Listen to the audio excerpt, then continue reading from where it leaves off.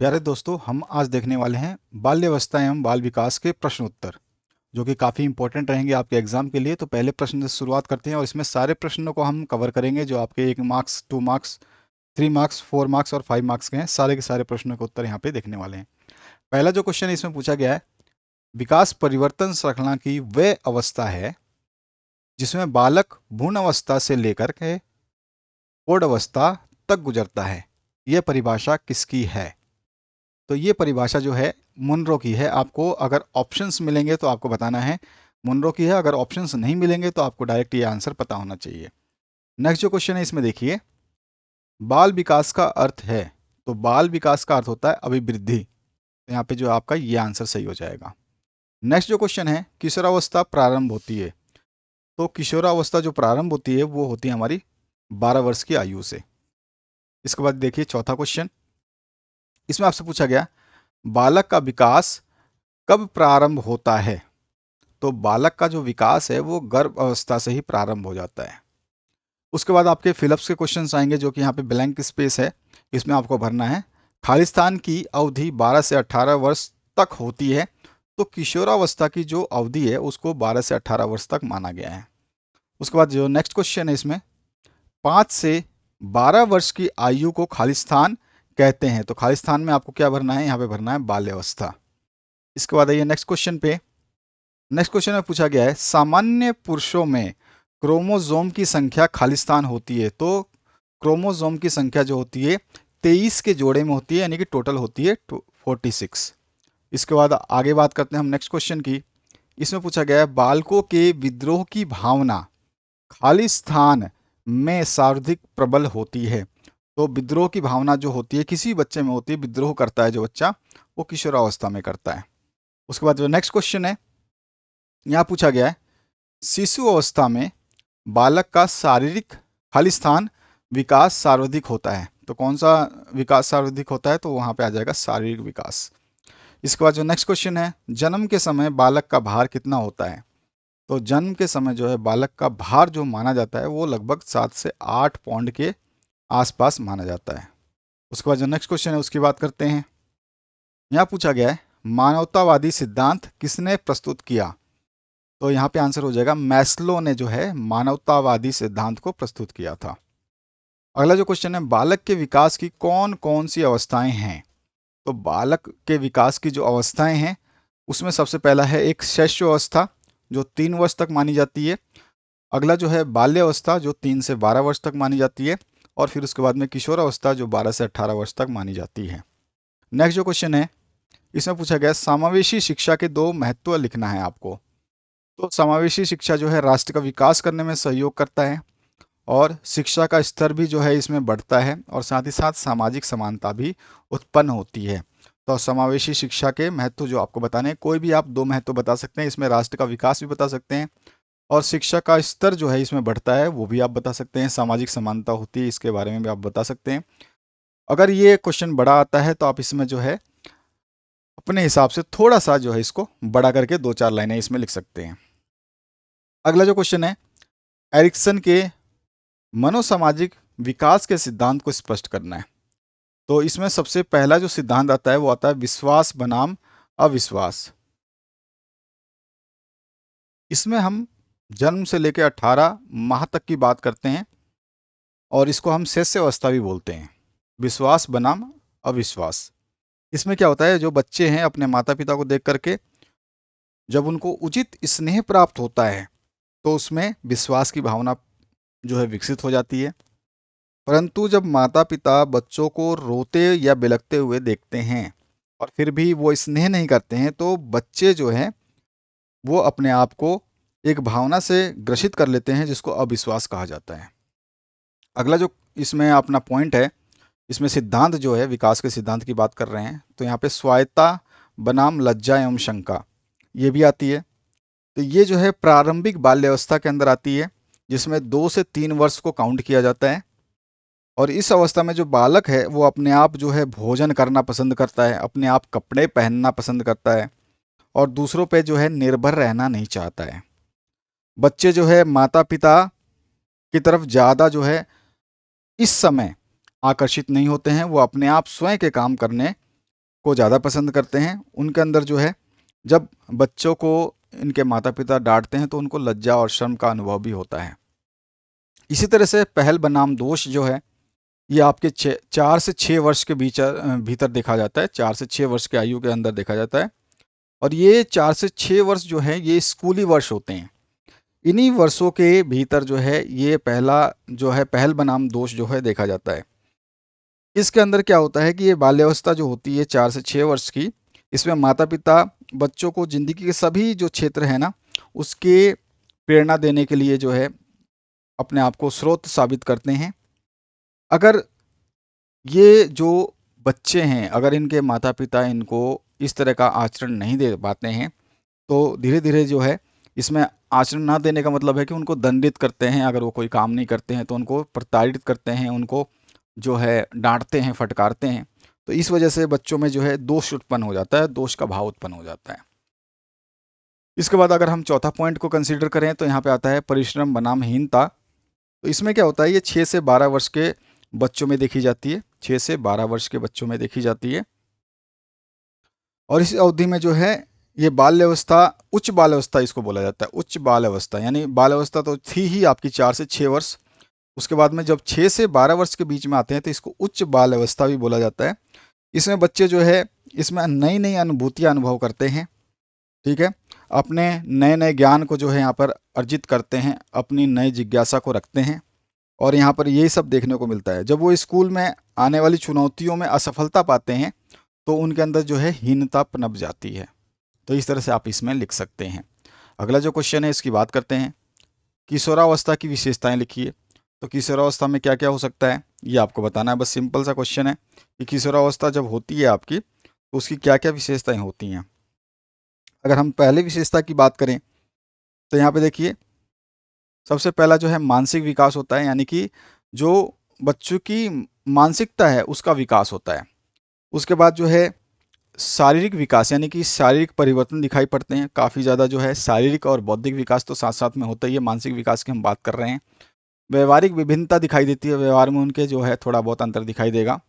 रुचियों में परिवर्तन दिखाई देगा, जो बच्चे छोटे छोटे खिलौने से खेलते थे अब वो उनसे रुचियाँ जो है चुराने लगते हैं। और उनकी स्थिरता जो है कुछ अच्छे और दूसरे तरह के रुचियों में दिखाई देती है। उसके अलावा हम बता सकते हैं घनिष्ठ और जो है व्यक्तिगत मित्र, यानी कि उस समय जो है इनके मित्र बनने शुरू हो जाते हैं। इस समय में किशोरावस्था की विशेषताओं में हम ये सब चीज़ें लिख सकते हैं। अपने हिसाब से आप लिख सकते हैं, लेकिन पॉइंटों को आपको यही लिखना है। जो पॉइंट यहाँ पे बताए जा रहे हैं, इन्हीं पॉइंटों को आपको लिखना है। उसके बाद आप इसमें कुछ भी लिख सकते हैं, लेकिन आपके पॉइंट जो है सटीक होने चाहिए। अगर पॉइंट आपके सही हैं तो इसका मतलब आपने जो है आंसर सही लिखा है। तो पॉइंट को विशेषकर ध्यान रखें और पॉइंटों को बहुत तरीके से पढ़ें कि किसमें कौन सा पॉइंट आएगा। यहाँ पे देखिए शेष अवस्था की विशेषताएं क्या होती है। तो शेष अवस्था की विशेषताएं जो हमने देखा है यहाँ पे, इसमें क्या क्या होता है। तो इसमें सबसे पहला जो हमको देखने को मिलता है, तीव्र शारीरिक विकास होता है, यानी कि शरीर के अंदर जो है बहुत ज़्यादा परिवर्तन होते हैं, ये देखने को मिलता है। उसके अलावा जो है मानसिक विकास भी तीव्र होता है। इसमें तीव्र मानसिक विकास क्रियाएं होती हैं और तीव्र सीखने की प्रक्रिया जो है वो बढ़ जाती है। कल्पना की सजीवता जो है वो बढ़ जाती है। और उसके अलावा जो है दूसरों पर निर्भरता जो है ना, ये ख़त्म हो जाती है। तो ये सारी चीज़ें आप अपने हिसाब से लिख सकते हैं, अपने पॉइंटों के हिसाब से, लेकिन पॉइंट आपको यही लिखना है। पॉइंट आपको चूकना नहीं है, पॉइंट जो है यही रहेंगे आपके। बस आप इस पॉइंट के अनुसार कुछ भी लिख सकते हैं, आपको जो समझ में आता है। नेक्स्ट जो क्वेश्चन है, पियाजे का संज्ञात्मक विकास का सिद्धांत बताइए। तो इसमें आपको बताना है संज्ञात्मक विकास की विभिन्न अवस्थाएं कौन कौन सी होती हैं। तो सबसे पहले जो है संवेदी पेशीय अवस्था जो है 0 से 2 वर्ष मानी गई है। उसके बाद में पूर्व संक्रियात्मक अवस्था जो है 2 से 7 वर्ष की मानी गई है। स्थूल संक्रिया अवस्था जो है ये 7 से 11 वर्ष मानी गई है, जिसमें पियाजे का संज्ञात्मक विकास की अवस्थाएं हम बात कर रहे हैं। और औपचारिक संक्रिया अवस्था जो है 12 से 17 वर्ष मानी गई है। इसके अलावा जो है आपको कुछ नहीं लिखना है, ये 4 पॉइंटों को आपको ध्यान रखना है। अगर पियाजे की बात आती है तो ये 4 पॉइंट जो है संज्ञात्मक विकास में आप लिखेंगे, ध्यान रखना है आपको। अच्छे तरीके से क्वेश्चंस को तैयार करना है आपको। नेक्स्ट जो क्वेश्चन है, इसकी बात करते हैं हम। विकास का अर्थ एवं विकास की अवस्थाएं बताइए। सबसे पहले हम बात करते हैं विकास का अर्थ क्या होता है। तो विकास का अर्थ को स्पष्ट करते हुए स्किनर ने कहा है, विकास जो है नियमित और क्रमिक प्रक्रिया है। अगर आप इतना लिख देते हो, विकास जो है डेफिनेशन कंप्लीट हो जाती है। अगर आप थोड़ा सा इसको डिस्क्राइब करना चाहें तो विकास का अर्थ है बढ़ना, यानी कि अभिवृद्धि। यह समग्र, क्रमिक और प्रगतिशील होता है, यानी कि ये समग्र भी होता है ना, पूरे रूप से बढ़ता है। ऐसा नहीं है कि आपके आंखें बढ़ गई तो हाथ नहीं बढ़ा, हाथ नहीं तो पाँव नहीं बढ़ा, ऐसा नहीं है। ये समग्र होता है, माने कि पूरे शरीर में ही ये अच्छे तरीके से एक तरह से ही विकसित होता है। और क्रमिक भी होता है, यानी कि हर क्रम में ये जो है चलता है। और साथ ही साथ ये प्रगतिशील होता है। और इससे जो है परिपक्वता की प्राप्ति होती है। परिपक्वता मतलब होता है कि आपके अंदर जो है मैच्योरिटी धीरे धीरे आने लगती है। और इस प्रकार की जो विकास होती है, इसमें प्रगतिशील परिवर्तन को जो हम विकास कह सकते हैं। अगर हम विकास की बात करें जो जिसमें परिपक्वता आती है, तो इस तरह के विकास को जो हम प्रगतिशील परिवर्तन भी कह सकते हैं, जिसका प्रारंभ जो है नियमित और क्रमिक होता है, जैसे कि हम बात कर चुके हैं ऊपर। और परिपक्वता प्राप्ति की ओर जो है निर्देशित रहता है ये क्रम हमेशा। विकास की जो अवस्थाएं हम बात करें, अवस्था की बात कर रहे हैं, तो अवस्थाएं कौन कौन सी हो सकती है। तो सबसे पहले हम अवस्था की बात करें तो सबसे पहले प्री नेटल पीरियड होता है, जिसको हम गर्भ अवस्था बोलते हैं। यह गर्भधारण से लेकर के जन्म होने तक की अवस्था है। यह अवधि जो है 9 महीने से 280 दिन तक की होती है। इस अवस्था में जीव के विकास की गति जो है बड़ी तीव्र होती है। वह एक सूक्ष्म जैविक इकाई से बढ़कर जो है प्राय 6 से 8 पौंड का हो जाता है और लंबाई लगभग 20 इंच हो जाती है। तो आपको ध्यान रखना है कि पहला जो है गर्भावस्था होती है, विकास की अवस्थाओं की बात कर रहे हैं। दूसरी जो अवस्था होती है जिसमें शैशव अवस्था आती है, जिसमें इन्फेंटेंसी कहते हैं। जो कि बच्चे जो है दूध पीने वाले बच्चे होते हैं, वो इन्फेंट कहलाते हैं, तो इनको हम शैशव अवस्था बोलते हैं। जन्म से लेकर के 6 वर्ष की अवस्था को ही शैशव अवस्था कहते हैं। जन्म के बाद 10 से 14 दिन तक बच्चे में कोई विकास नहीं होता है, क्योंकि इस समय वह नए वातावरण में अपने आप को जो है अभियोजित करने में व्यस्त रहता है। और इस अवस्था में बच्चा जो है नितांत असहाय होता है, यानी कि अपने आप को जो अकेला पाता है। और लगभग ये कौन से दिन तक चलता है, ये 14 दिन तक चलता है। उसकी आवश्यकताएं जो है धीरे धीरे बढ़ने लग जाती हैं। उसमें शक्ति का जो है सर्वदा अभाव रहता है उस समय, इसलिए जो है वो अनिवार्यतः दूसरों पर ही निर्भर रहता है। इसके बाद धीरे धीरे अपने हाथ पैर चलाना शुरू करता है। तो इस तरह से आप सीख सकते हैं। नेक्स्ट जो आप बता सकते हैं इसमें अवस्था, वो है आपकी बाल्य अवस्था, जिसमें हम बोलते हैं इसको चाइल्डहुड। इसके अंतर्गत जो है 6 वर्ष से लेकर के 12 वर्ष की अवस्था तक का काल जो है आता है। और विकास के इस चरण में बालक अपने वातावरण पर व्यापक रूप से नियंत्रण करता चला जाता है। बालक अपने वातावरण के प्रति जिज्ञासु रहता है, इसलिए वह पग पग पर प्रश्न पूछता है। जैसे आपने भी देखा होगा, अपने छोटे छोटे बच्चे हैं कैसे प्रश्न पूछते रहते हैं, तो उस तरह से ये प्रश्न पूछते रहते हैं। जिज्ञासा इनकी ज़्यादा जागरूक हो जाती है। प्राय 6 वर्ष की अवस्था में बालक में सामाजिक गुण जो है विकसित होने लगते हैं। और 6 वर्ष से लेकर के 11 वर्ष की अवस्था को जो है 6 दल की अवस्था भी कहते हैं, क्योंकि यहाँ पे 6 से 11 तक जो है 6, 7, 8, 9, 10, 11 आप देखोगे तो 6 दल की अवस्था मानी जाएगी। इस समय वह सामूहिक खेलों एवं क्रियाओं में जो है सक्रिय रूप से भाग लेने लगता है। वो जो है घर में खेलना पसंद नहीं करता है, बाहर के खेलों में वहाँ पर जो है रुचि लेता है। अधिकांश बच्चे जो है 6 वर्ष की उम्र होने पर विद्यालय जाना प्रारंभ कर देते हैं, और इसे जो है विद्यालय जाने की अवस्था भी कहा जाता है। इसके बाद हमारा बाल्यावस्था खत्म हो जाता है और हमारी शुरुआत होती है किशोरावस्था की, जिसको एडोलसेंस भी कहते हैं। इसमें जो है ये लैटिन भाषा का शब्द है, ध्यान रखना है। एमसीक्यू बनता है एडोलसेंस जो है किस शब्द का किस शब्द से लिया गया है, तो लैटिन भाषा के शब्द से जो है लिया गया है। और इसका जो अर्थ है वो प्रजनन क्षमता का विकास जो है इसको हम कहते हैं। विकास की दृष्टि से इस अवधि को जो है 12 वर्ष अवस्था से लेकर के 21 वर्ष की अवस्था तक माना जाता है। इस समय तीव्र गति से परिपक्वता यानी कि जो है एडल्टनेस आती है, इसलिए इस अवस्था को 3 भागों में बांटा गया है। पहला जो हम बोलते हैं पूर्व किशोर अवस्था, और दूसरा जो है प्रारंभिक किशोर अवस्था, और तीसरा जो है उत्तर किशोर अवस्था। तो इसको हम 3 भागों में बांट के चलते हैं, ध्यान रखिएगा इस चीज़ को। कभी कभी क्वेश्चन बनता है किशोर अवस्था की 3 अवस्थाएं कौन कौन सी है, तो आपको याद रहना चाहिए पहला पूर्व है, दूसरा प्रारंभिक और तीसरा उत्तर। इसके बाद जो है अगला हम इसमें बात कर लें अगर हमारी अवस्थाओं की, तो इसमें प्रौढ़ अवस्था भी आती है, जिसको एडल्टहुड भी बोला जाता है। प्रौढ़ अवस्था की बात करें तो ये 21 साल से 40 वर्ष तक मानी जाती है। इस अवस्था को जो है नए कर्तव्यों और बहुमुखी उत्तरदायित्व के लिए जो है माना जाता है, यानी कि उस अवस्था को इसमें ढाल सकते हैं। और यहाँ पर जो है बहुत सारे भार आ जाते हैं, जो कि आप फील कर रहे होंगे, आपकी अवस्था ऐसी ही है। और व्यक्ति इस अवस्था में बड़ी बड़ी उपलब्धियों की ओर अभिमुख होता है, यानी कि बड़ी बड़ी चीज़ें सोचना चाहता है कि बंगला गाड़ी हो, अच्छे से शादी हो, अच्छा परिवार मिले, सब कुछ जो है इस अवस्था में सोचने लगता है। इसके बाद अगला क्वेश्चन जो है हमारा, यहाँ पूछा गया है, विकास का तात्पर्य बढ़ने से नहीं, इसका तात्पर्य व्यवस्थित तथा समानुगत परिवर्तन से है, जो कि परिपक्वता के लक्ष्य को प्राप्त करने की ओर होते हैं। यह परिभाषा है। तो यह परिभाषा किसकी है, ये आपको बताना है। हमारा उत्तर हो जाएगा हॉरलॉक की। इसके बाद जो नेक्स्ट क्वेश्चन है, हम शिक्षा द्वारा बालक का कुछ विकास कर सकते हैं, परंतु अधिक नहीं या बहुत अधिक नहीं। थॉमसन का ये कथन संबंधित है, किससे संबंधित है, तो ये आनुवांशिकता से संबंधित है। तो यहाँ पे ए ऑप्शन करेक्ट हो जाएगा।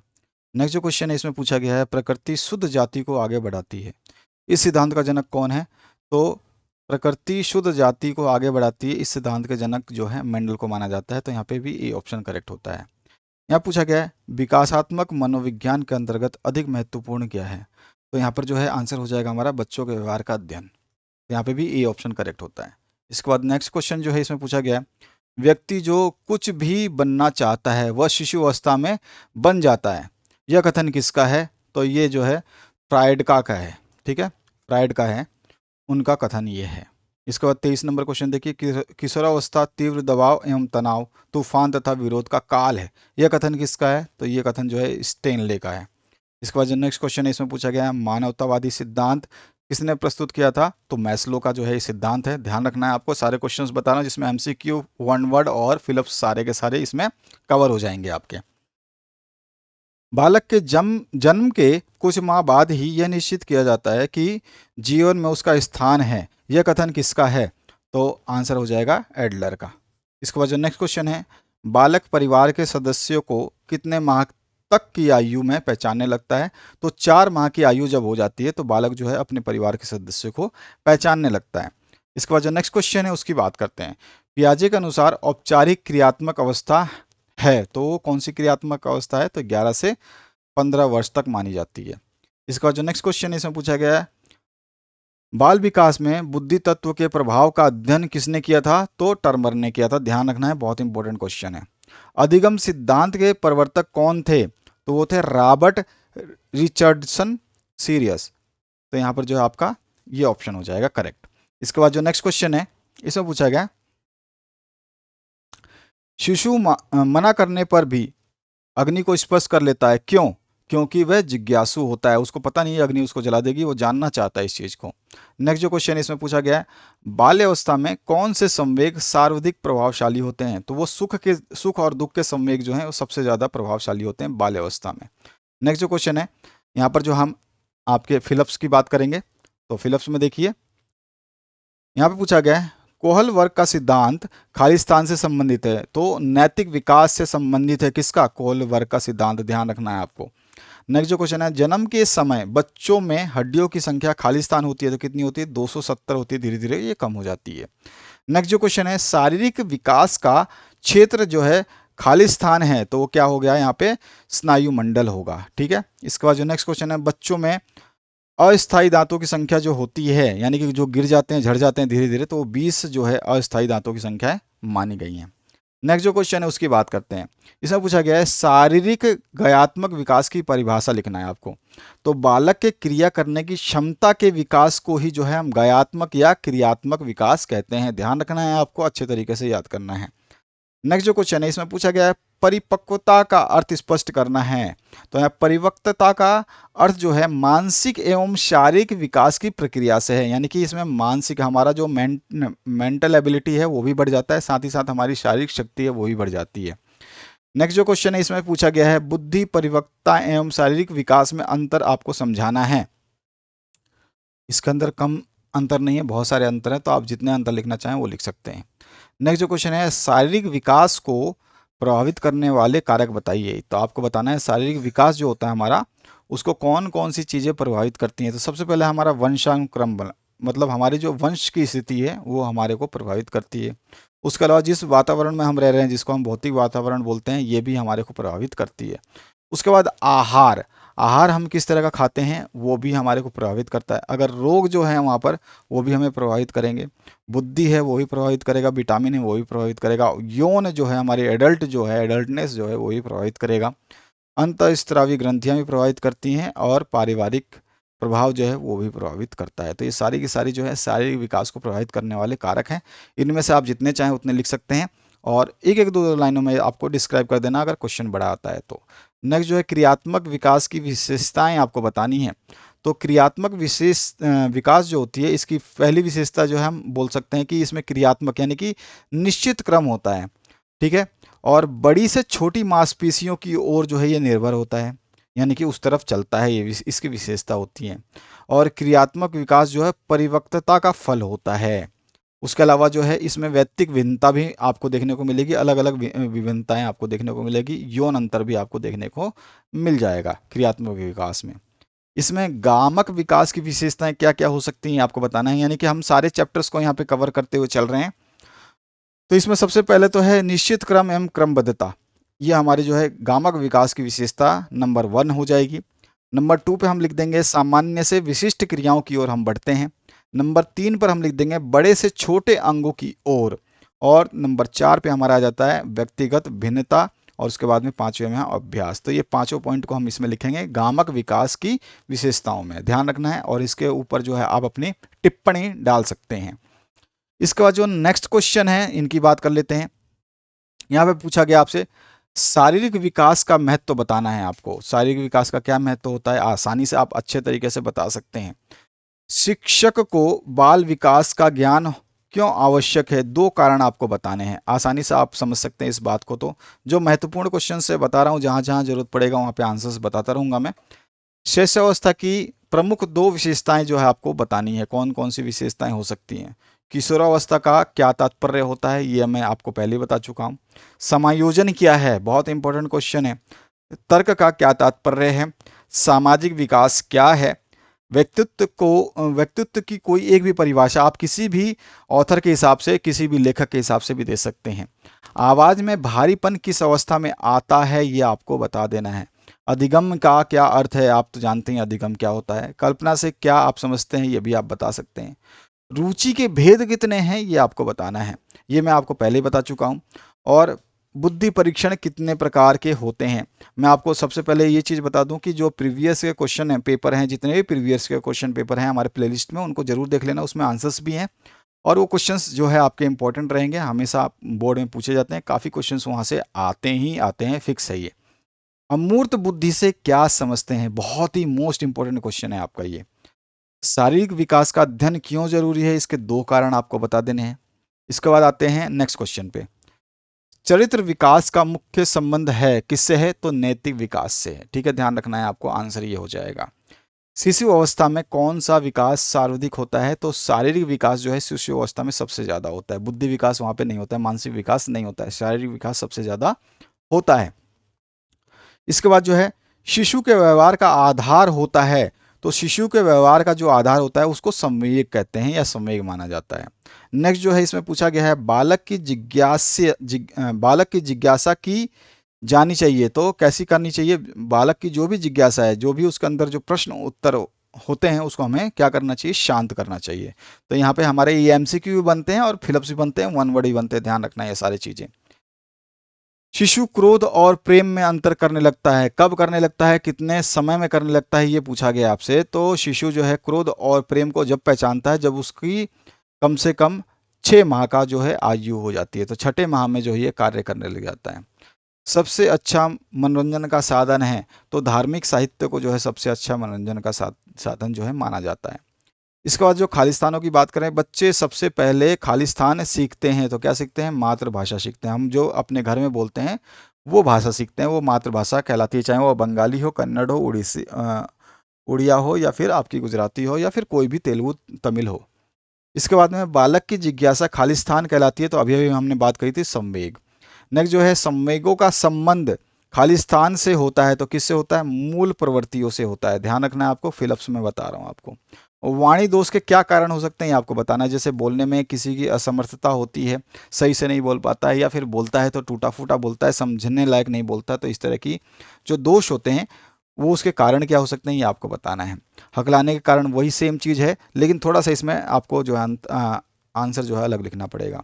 संवेग का अर्थ क्या होता है ये आपको बताना है। संवेग का अर्थ अगर हम लिखना चाहें तो संवेग का अर्थ जो है व्यक्ति की उत्तेजित अवस्था से होता है, यह व्यक्ति के भाव को प्रदर्शित करता है। कुपोषण से क्या आप समझते हैं, अच्छी तरह से जानते हैं। माल न्यूट्रिशन क्या होता है, कुपोषण क्या होता है। इसके बाद जो है बालक के सामाजिक विकास को प्रभावित करने वाले कारक लिखिए। तो इसमें सबसे पहला जो कारक प्रभावित करता है बालक के सामाजिक विकास को, उसमें आता है नेतृत्व, यानी कि उसका पालन पोषण किसके संरक्षण में हो रहा है, कैसे लोग जो है उसको पाल पोस रहे हैं। उसके बाद जो है संवेग, फिर इसके बाद में खेल, और उसके बाद में बाल दल होता है जो बच्चों के साथ खेलता है, कैसे बच्चों के साथ खेलता है, ये जो है उसके विकास को प्रभावित करता है। उसके बाद में आर्थिक एवं सामाजिक अंतर जो है ये भी आपके प्रभावित करते हैं। अगला जो है इसमें पूछा गया है बचपन अवस्था में कुछ विशिष्ट सामाजिक व्यवहार का वर्णन कीजिए। तो बचपन अवस्था में जो है अनुकरण है, ठीक है, आश्रितता है, ईर्ष्या है, संयोग है, शर्म है, और अवरोधी व्यवहार भी है। संयोग के प्रकार का वर्णन करना है तो संयोग के प्रकार में देखिए, ध्यान रखिए, संयोग के प्रकार भी पूछता है तो इसमें आपको जो है 8 प्रकार बताने हैं। पहला जो प्रकार है इसमें भय होता है, दूसरा प्रकार जो है शर्मिलापन होता है, तीसरा परेशानी, चौथा चिंता, पांचवा क्रोध, छठा ईर्ष्या, सातवां जिज्ञासा, और आठवां जो है स्नेह होता है। बाल व्यवहार की कौन सी समस्याएं हैं। तो बाल व्यवहार की समस्याएं कौन सी हो सकती हैं, एक तो मानसिक समस्याएं हो सकती हैं, शारीरिक समस्याएं हो सकती हैं, संवेगिक समस्याएं भी हो सकती हैं, व्यवहारिक भी हो सकती हैं, और अनैतिक भी हो सकती हैं। इनके बारे में अगर डिस्क्राइब करने का आपको पूछा जाए तो आप, जैसे क्वेश्चन आपका 3 मार्क्स का है, 2 मार्क्स का है, तो उसके हिसाब से एक एक लाइन इसमें आप इसको डिस्क्राइब करके लिख सकते हैं। इसके बाद जो है आपसे पूछा गया भाषा विकास को प्रभावित करने वाले कारक बताने हैं। तो इसमें भाषा को जो विकास को प्रभावित करते हैं वो कारक कौन कौन से, एक तो बुद्धि है, एक जैविक है, एक वातावरणीय है, फिर विद्यालय और शिक्षक भी हैं, और व्यवसाय और कार्य भी है। तो ये सारे के सारे जो है भाषा विकास को प्रभावित करते हैं। अगला जो प्रश्न है इसमें हम बात करते हैं बालक का शब्दों को खींचकर बोलना किस प्रकार का वाणी दोष है। वाणी दोष, ध्यान रखिए, वाणी दोष का बहुत इंपॉर्टेंट क्वेश्चन बनता है। तो जब शब्दों को खींच करके वो बोलता है तो उसको हम बोलते हैं हकलाहट। इसके बाद जो नेक्स्ट क्वेश्चन है बालक का शारीरिक विकास किस पर प्रमुख रूप से आधारित है। तो प्रमुख रूप से जो है उत्तम स्वास्थ्य पर आधारित होता है शारीरिक विकास। उसका शारीरिक विकास तभी नहीं हो पाएगा जब उसका स्वास्थ्य सही नहीं हो। नेक्स्ट जो क्वेश्चन है शिक्षक का अच्छा व्यक्तित्व खाली स्थान में सहायक होता है। तो किसमें होता है, सामाजिकरण में सहायक होता है। सामाजिक गतिशीलता का घटक खाली स्थान है तो शिक्षा है। उसके बाद जो नेक्स्ट क्वेश्चन है इसमें पूछा गया आपसे विकासात्मक संवेग सिद्धांत खाली स्थान ने प्रतिपादित किया। तो आप एम ब्रिजेस भी लिख सकते हैं या फिर के एम ब्रिजेस भी लिख सकते हैं या ब्रिजेस भी लिख सकते हैं। इसके बाद जो नेक्स्ट क्वेश्चन है कौशलों को सीखने में पहली अवस्था खाली स्थान है तो उसको हम बोलते हैं अनुकरण अवस्था। उसके बाद जो नेक्स्ट क्वेश्चन है झूला घर का प्रमुख उद्देश्य क्या है। तो झूला घर का जो प्रमुख उद्देश्य है वो मनोरंजन एवं स्वार्गीण विकास जो है इसको माना जाता है। नेक्स्ट जो क्वेश्चन है बालक के सामाजिकरण में सबसे महत्वपूर्ण कारक कौन सा है। तो सबसे महत्वपूर्ण कारक जो इसमें एमसीक्यू भी बना हुआ था लास्ट ईयर, और इसमें एमसीक्यू में आपसे पूछा गया था विद्यालय, माता पिता, और भी बहुत सारे ऑप्शंस थे जिसमें परिवार भी था। तो परिवार इसका सही आंसर है। बालक के सामाजिकरण में महत्वपूर्ण कारक जो है परिवार निभाता है। नेक्स्ट जो क्वेश्चन है दबंगता क्या है। जब बड़ा व शक्तिशाली बालक छोटे और कमजोर पर जो है धौंस जमाता है तो उसे ही दंभकता यानी बुलिंग कहते हैं।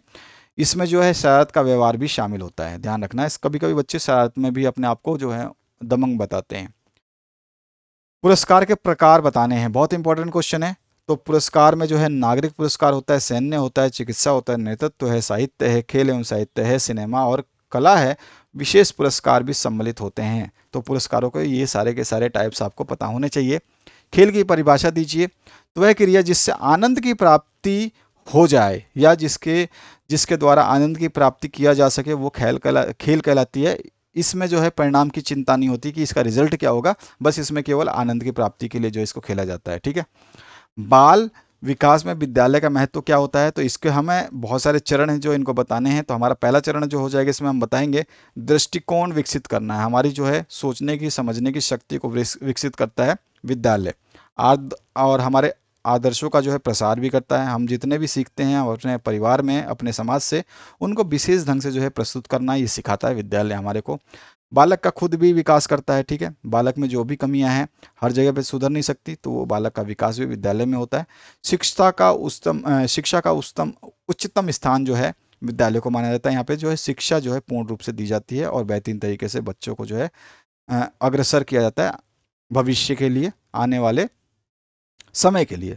और एकता का विकास भी यहाँ पर देखने को मिलता है। तो ये सारी चीज़ें जो हैं बाल विकास जो है विद्यालय का क्या योगदान होता है हम बता सकते हैं इस तरह से। इसके बाद जो है यहाँ पे पूछा गया आपसे सहयोग के कारण लिखिए। तो सहयोग के क्या क्या कारण होते हैं, तो सहयोग के दो कारण है इसमें, सामाजिक कारण है और दूसरा मनोवैज्ञानिक कारण है। सामाजिक कारण में भी 3 स्टेप्स आपको बताने हैं, जिसमें पहला स्टेप हो जाएगा आपको आवश्यकताओं की पूर्ति, ठीक है, और दूसरा जो है स्वार्थों की पूर्ति, और तीसरा जो है उन्नति एवं सफलता। ये जो है सामाजिक कारणों में है। और मनोवैज्ञानिक कारणों में है संप्रेषण, पुरस्कार और परिचितता।